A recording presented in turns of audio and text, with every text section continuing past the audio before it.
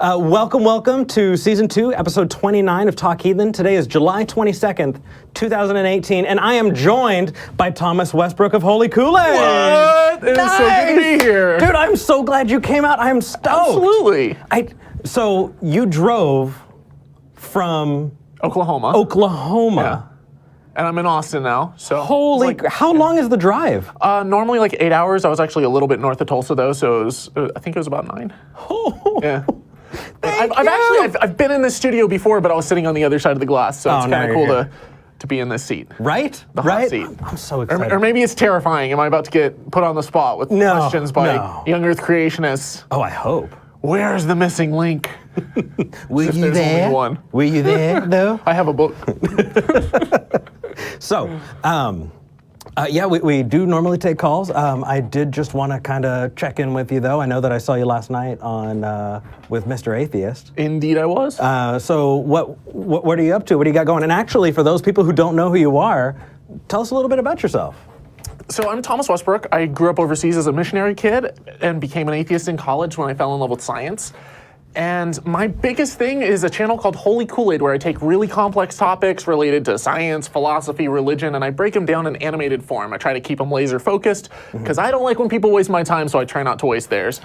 And right now, my biggest project it's called The Story of Life, so that the next time that a creationist asks you, well, if it wasn't God, how did we get here? Then you can send them this series and it'll walk you all the way from the Big Bang through to like the formation of stars and planets to, you know, the chemical evolution, like prebiotic chemistry, all the way up to like modern life. I'm actually at the second episode. Is that your most recent? I am in the process of my third one right now. Yes, okay, I'm up to date and it is really, really cool. Oh my gosh, look at this.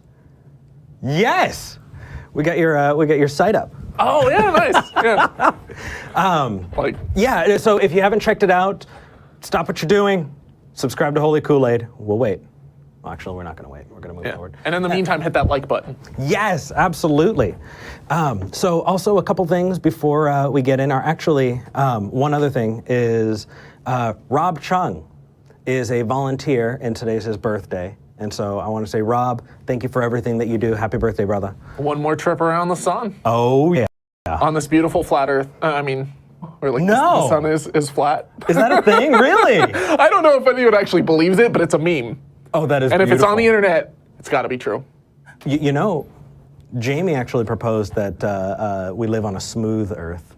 A smoother? Yeah, that there are no mountains, that's just a lie. Well, it's actually, Vsauce did an amazing video on this. Yeah. But he looked at like the size of the earth compared to like the size of like the dips and valleys and mountains and whatnot. And it's smoother than a billiard ball. Are you serious? Yeah. Just because the earth is so much bigger, like we can't really like grasp size, but like the earth is so massive that like the tiny little like Mount Everest bumps are next to nothing. Oh my gosh, that is amazing. That's why you can't see the curve that all these flat earthers are expecting to. Because it's freaking gigantic. Yeah. That is really cool, man. That is really, really cool.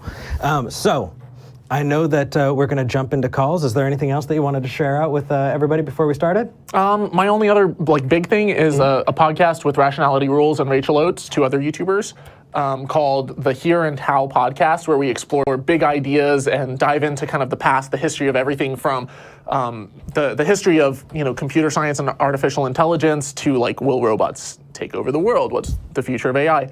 To things like, can we live forever? Can we end aging? And I think by exploring these big ideas, we can, we predict the future by creating it. And if we know where we came from, then we can kind of figure out where we want to go. I love that. It's a lot of fun. I love that. For you guys who haven't seen a lot of other, this is, Thomas, when I think of you, I think of community. I do. I think of people getting together and just, I know that you were involved with, let's see, the Faithless Forum. There we go. The word wasn't getting to my head. And I saw you at the American Atheist Convention this last year. You were like a huge convention. Like, you were everywhere. I've definitely done the full circuit. The Faithless Forum was one actually that we put together, and it was a community organized. It was like a conference organized entirely by atheist YouTubers, and we're doing another one, I think this next year, 2019. But we put together a board of directors. It was a huge hit. It was the most positive, like fun, friendly, engaged conference that I've been to, and we're really trying to bring the community together and show that like it's not about competition, it's not about throwing other content creators under the bus, but like, a rising tide floats all boats. That's right. And so we work together, and we can really make a difference in the way that people think and push back against this irrational insanity that we see happening around us. Exactly. I mean, we're such a small community compared to the larger United States and the larger world. The atheism is just such a small niche that thinking that, we don't have room for another podcast, we don't have room for another YouTuber is bullshit. We need to get more voices in the movement out there because the more here's the people are thing. involved. Let's say that you have a show Yeah. that reaches maybe a few thousand religious people, and 1% of them change their mind. And another 5% are like, well, I don't agree with it, but it's a fun, entertaining show, I'm going to watch it. Sure. You've then expanded the audience for the entire community. And so then if you have hundreds of people like you, then all of a sudden like our base of followers and watchers and listeners and stuff, it grows. Yeah. And you can have people that are subscribed to multiple channels that are all watching it. And even if they only do it a little bit, by pulling more people in, you're really growing the base. It's not like we're having to compete for attention as much as we're growing the group of more rational thinkers in America, and I think that's what's going to make our country either succeed or fail. I love it. I love it. And I mean, the voices are completely different. I know that for your show, it is so well put together. The animation, everything, the way, the time and the care that you put into it. This is a live show. What we do, it just goes out. Yeah. But you put so much effort and it shows. Yeah. And I should say, I mentioned a second ago, I said for America, but like it's not just the US. Like this, we have international audiences watching. We have people all around the world tuning in. And we see it in the States because we're surrounded by a lot of religious insanity in politics and elsewhere.